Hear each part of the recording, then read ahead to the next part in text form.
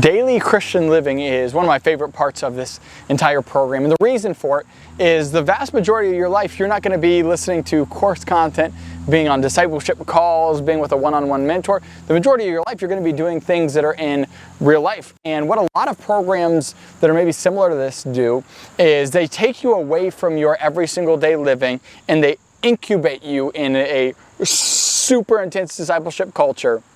And then they take you back out to the real world.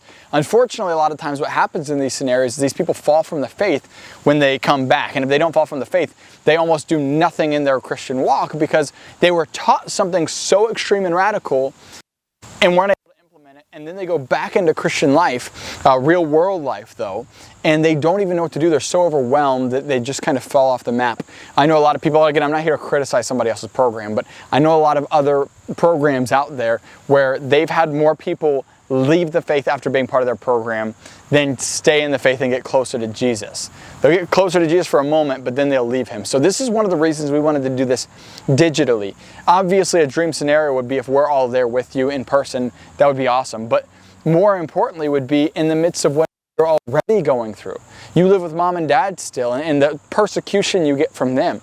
You have a boyfriend right now or a girlfriend, and the tension that might be there spiritually.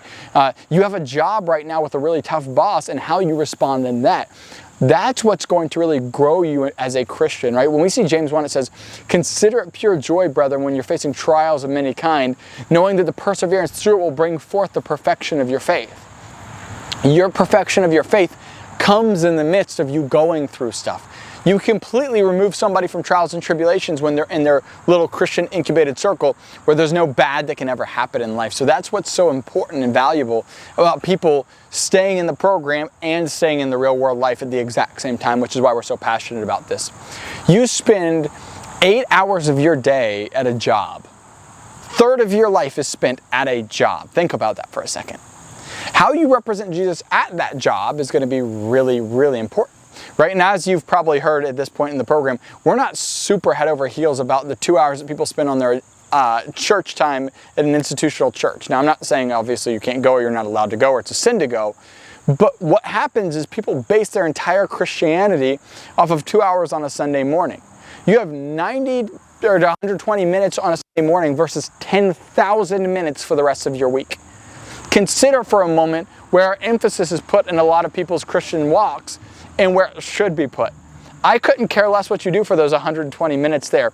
I care what you do for the 10,000 minutes of the rest of your entire week. This part is what I'm so passionate about. This program showing you is how to represent Christ in the midst of everything else going on already in your life. With that being said, we want to really dive into how you can represent Christ at, I don't know, a grocery store or at a shopping mall or when you're at the gym or when you're out with your friends at a restaurant or when you're at work. The way that you're able to represent Christ at those places is extremely important because, again, that's where you're spending the majority of your life. If you're spending 2 hours on a Sunday morning somewhere, that means that you're spending every bit of the rest of your life somewhere else. What are you doing with that somewhere else? We want to make sure not only do you know who you are, but you know who he is, as in the Lord, but others know who he is as well. That big third part comes from where you're spending, again, 2/3 of your life. If you're spending a third of your life sleeping, you're spending 2/3 of your life awake. That 2/3 is going to be really important. I obviously spend an hour or two in prayer and reading every single day, and that's awesome. But still, the same point applies. What are you doing when you're not there? And when I say representing Jesus at your job, representing Jesus at the gym, what does that even look like? A lot of people I talk to, they don't even know what I mean by that because it's so foreign to them based upon what they've always been taught that Christianity should look like. So we're going to dive into that in this portion of the program. Go deep in how you can be Jesus to your boss, to your coworkers, to that person at the gym. Guys, I have seen more people come to Jesus at the gym that I used to go to. I see more people come to Jesus at the coffee shop that I used to work at than I've ever seen come to Jesus at a church building ever in my entire life.